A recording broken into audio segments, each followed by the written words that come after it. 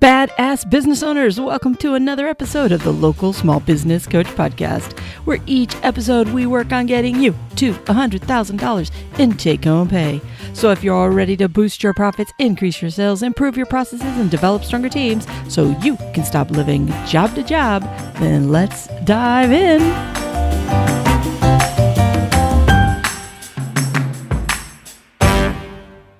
Hey, badass business owners, welcome back to the show.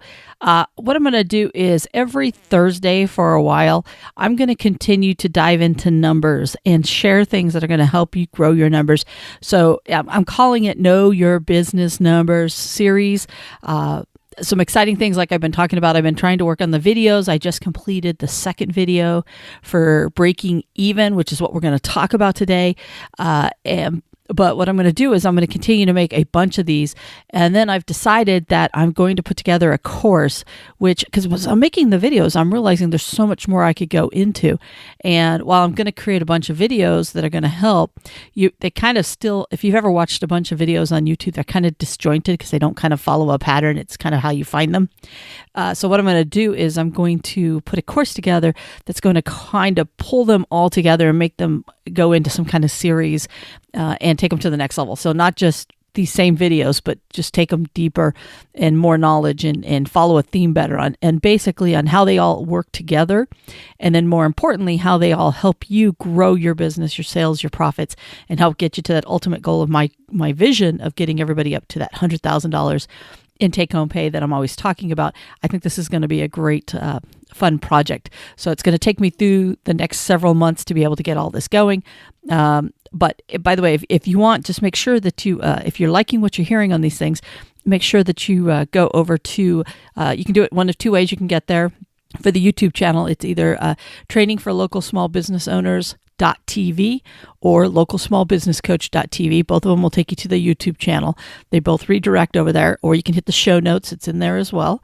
That will help you be able to get there, and you can subscribe to those. And then if you're interested in signing up for the course, or at least being on the mailing list for the course, which, by the way, I'll also help send out some stuff, tidbits here and there as we work our way there, as I find and want to share things with everybody.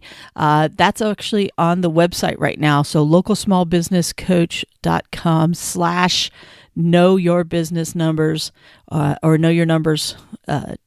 Both will get you there, or there's a little tab that will get you there. But I'll put it in the show notes as well to make it nice and easy. But it's something fun. I'm going to play with it. And I'm excited. I'm really excited by this. So far, the feedback's been really positive, and I think it's helping people. So that's what we're going to be doing here on Thursdays, just to kind of give you a little update. So for today, what I want to talk about is I want to talk about your figuring out your business's break-even point.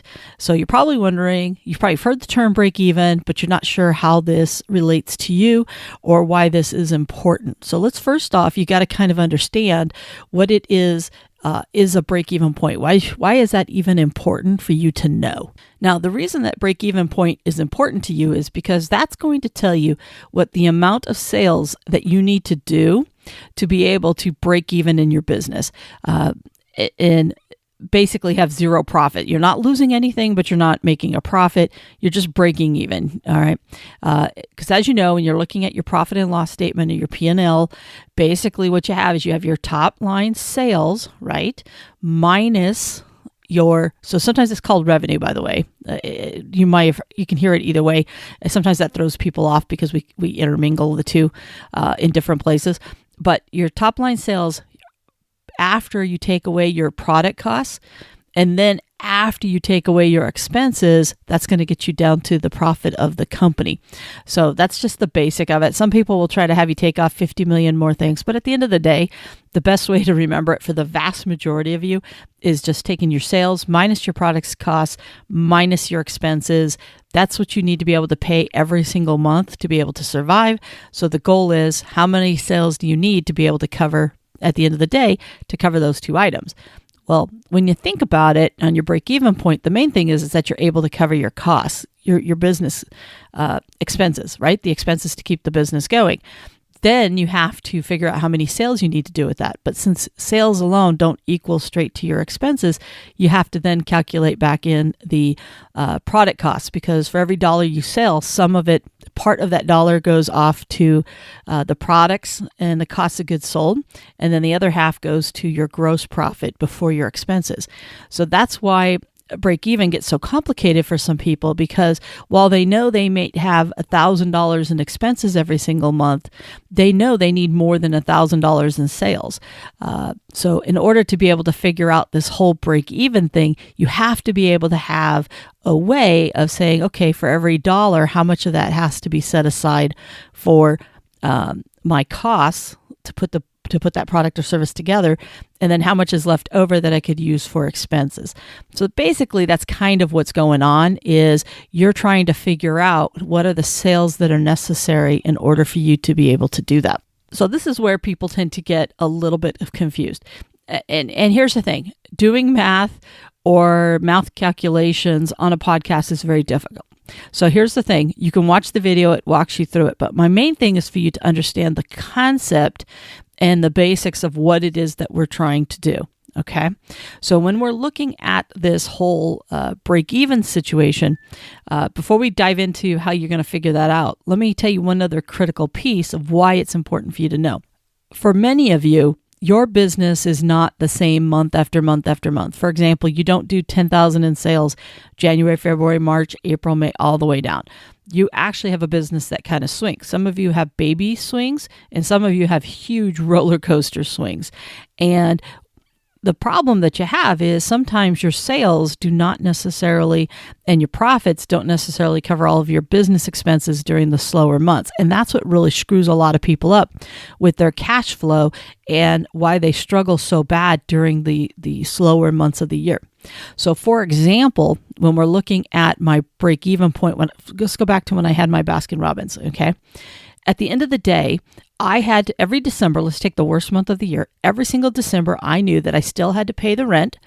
I still had to pay for some ice cream. I still had to pay for some products. I still had to pay for the electricity. I still had to pay for the employees that I had on board. There was still all of these expenses. And when I added all those expenses up, at minimum, in order to keep those doors open, I had to create $10,000 worth of profit.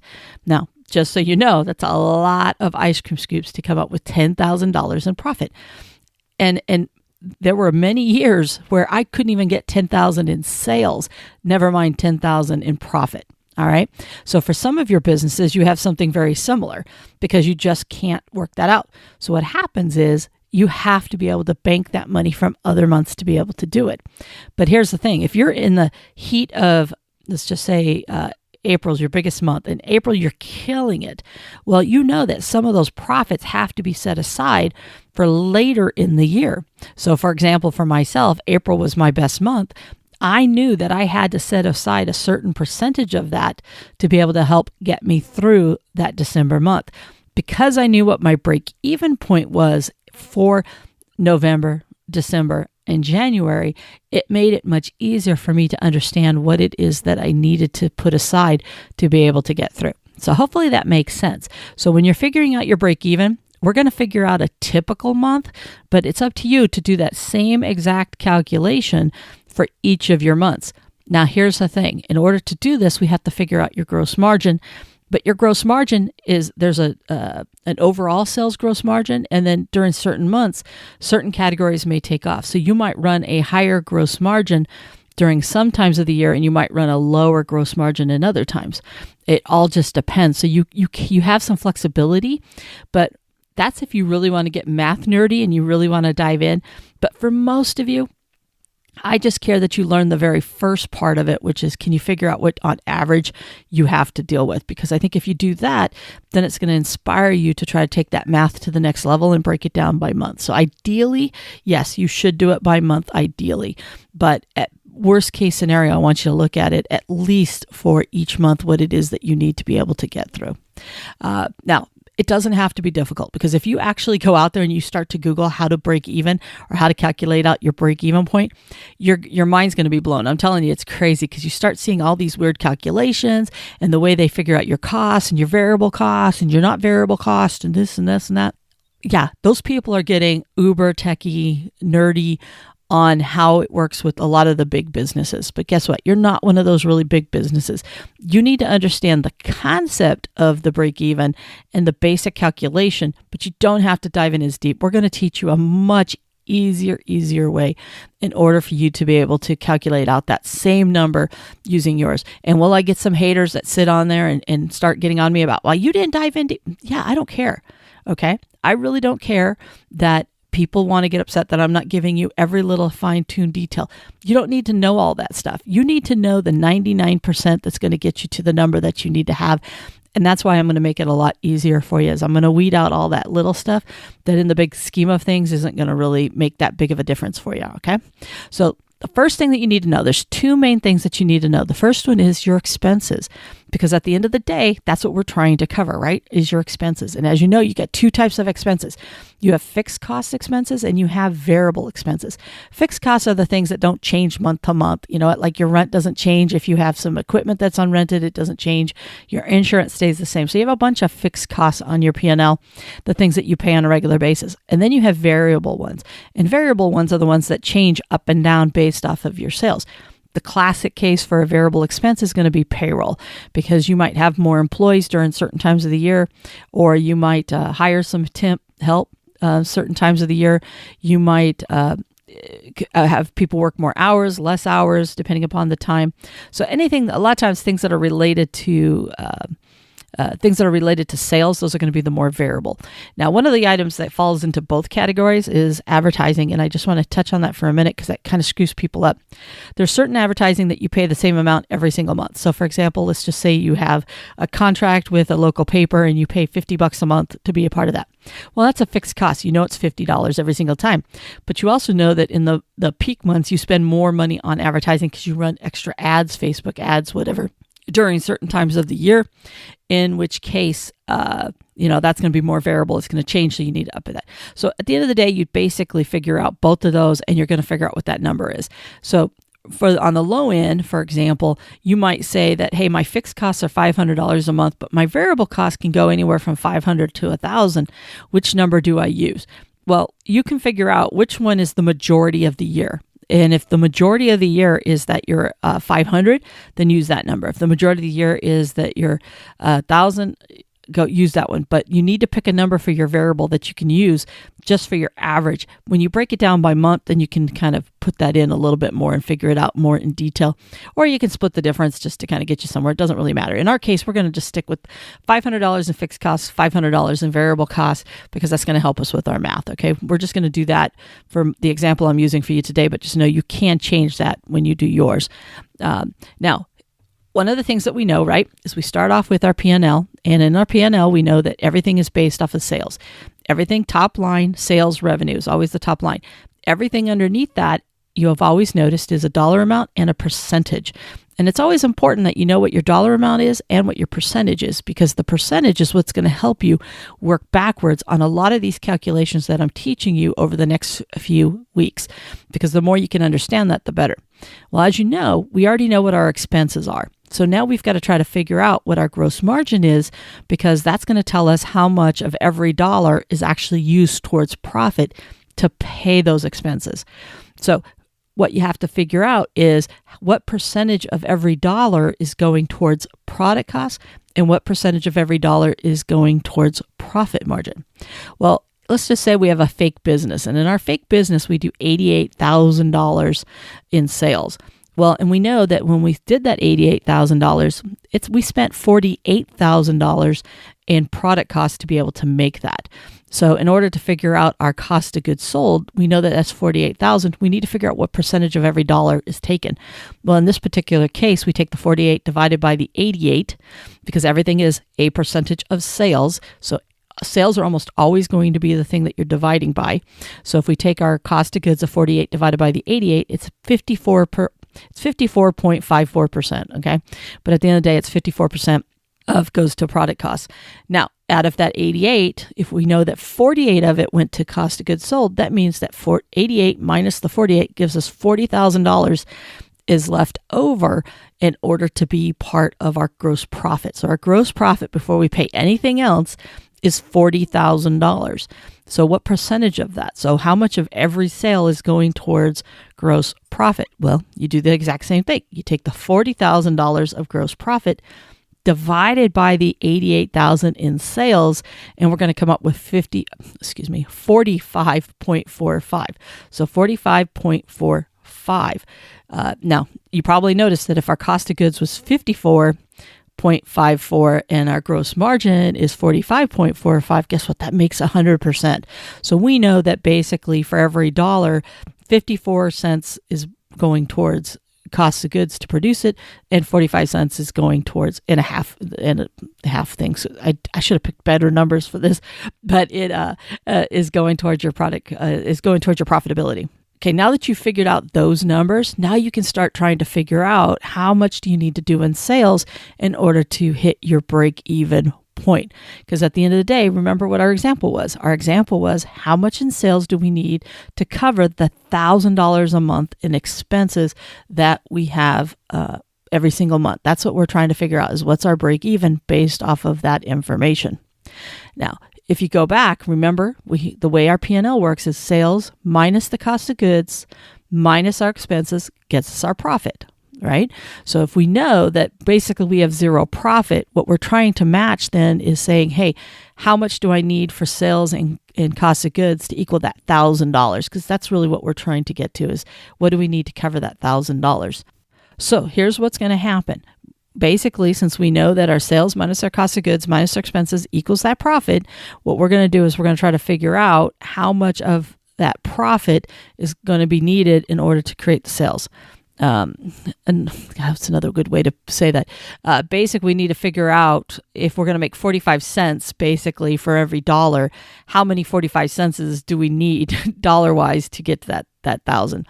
It's a different ways for people to look at it. So I'm not trying to make it more confusing for some of you.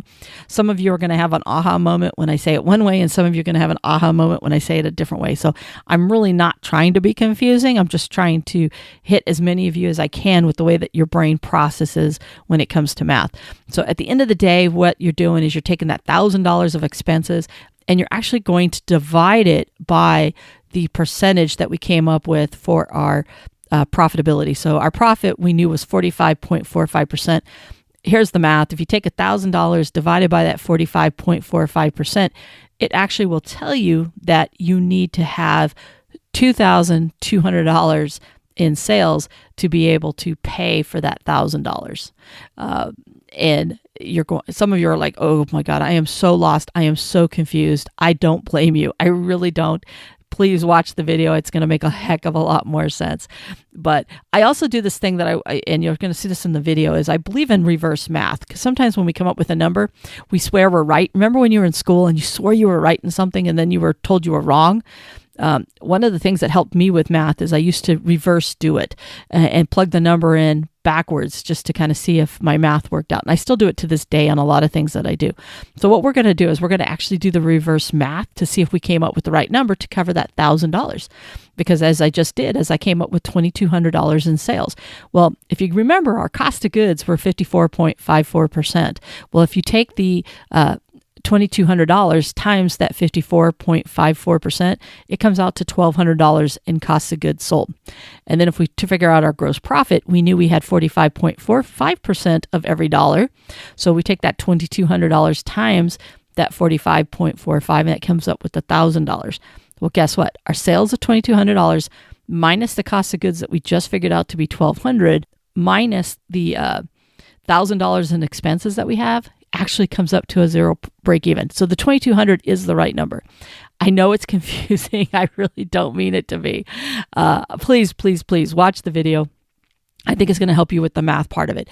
My main purpose here on the podcast episode itself is for you to be able to understand much better, if you will, what it is that a break even is and why it's important for you to be able to understand that number. So if you walk away, you're not going to, the math part, I don't care if it doesn't stick in your head right now. There's ways for you to learn that. You can go to the website, you can go to the YouTube channel, you can do all those different things that are going to help you with the math piece of it. My main thing is you've got to understand your break even, because your break even is going to make the difference between what it is that you have and what you don't have in order for your business to break even. And here's the cool part. We actually use something very similar to this entire break even to be able to figure out to add back in your particular profitability as well. So this will come in very handy later on as you start to say, okay, Tammy, now what do I do if I know that I want to try to make $4,000 a month for me personally?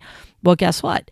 That also can be figured out. This is the calculation I actually teach people in our 8 steps to 100K is you can take that same number and add it in as well. Because if we know we have $1,000 in expenses to cover, all you have to do is add in the $4,000 that you plan to take out of the business. Now we have $5,000, and we use that exact same calculation to try to figure out how to cover $5,000. I need $5,000 at the end of the day to break even for myself and for the business. And you just do that exact same calculation backwards and you can figure out the numbers. So this is why the math part is very important. And it's really important for those of you guys that love math, you math nerds. You're already doing this. You're already working on some of these numbers. You were the first ones to jump on this and start running with it.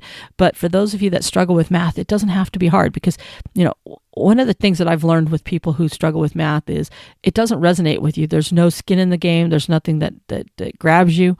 But when you start talking about your own profitability and your own personal expenses, all of a sudden you care a little bit more to get to know this stuff. And like I said, my goal is to make it as easy as possible so that anybody can do it. When I put the course together, I'm going to have some worksheets and some spreadsheets. I'm going to probably put some together anyways for the website and stuff like that. It's like my mind is just like working overtime on what I can do to help you guys out. You're just going to have to bear with me. I'm not going to have it all at once because I need to try to keep working my way through everything. But if you're interested in getting some of the stuff that's coming and what I'm working on, don't forget, you can subscribe to the YouTube channel, localsmallbusinesscoach.tv. That'll get you over to the YouTube channel. But if you want to be part of this course that's going to come out, I'm going to make it a very reasonable course price when it eventually comes out. But if you want to just get on the wait list for when it's coming out and some of the other stuff I'm going to give away in the meantime, just go to knowyourbusinessnumberscourse.com. I think I got knowyournumberscourse.com. So I got both just to make it easy for everybody. But my main thing here is I want to help you guys make more money. And I want you to understand those numbers, because I think numbers are power. It really is. It really helps you make more profitability, and it helps you become a better business person, because you got to understand those numbers. You know, I credit Home Depot the fact that they shoved those numbers down my throat so early on in my career and put them in my hands and put me in charge of them, that it made me that numbers person that I am today that helps with my business. And I want to try to continue to help pass that along to you guys and to help you become better at your numbers as well. So you don't have to remember all those links. Just go into the show notes. It's all going to be in there. Hopefully I didn't blow your brain too much and it's not hurting right now. So like I said, some people are going to love this episode. Some people are going to hate it. I get it. My goal is to try to get a little bit for everybody's different type of learning style into it. And, but we're going to do this on Thursdays for a while. We're going to talk about different numbers. We've talked about inventory in the past. We've talked about markup and margin. We're going to keep taking different topics and throw them out there for a little bit to get this thing going. But if you're interested, this break-even one is a video. I'll have this link in the show notes, and it is over on the website. But with that, I'm just rattling, so it's time for me to say goodbye, and I will see you next week. Bye for now. Hey, badass business owner, if you're interested in taking your knowledge to the next level on understanding the numbers of your business, then head on over to knowyourbusinessnumberscourse.com and sign up to be one of the first to get any new items I put together to help you take your skills to the next level. Not only will you get immediate access to any new videos I create, but you'll also get copied on any tools I create to help you get better at understanding your business numbers. Plus, get any updates on the upcoming course, Know Your Business Numbers, where I will be taking a much deeper dive into the numbers that will help you become the badass business owner I know you are. So once again, if you want to keep building the skill, building this business muscle, check out the link in the show notes and head on over to knowyourbusinessnumberscourse.com and sign up now. Don't you think it's time to use your business numbers to earn more profits?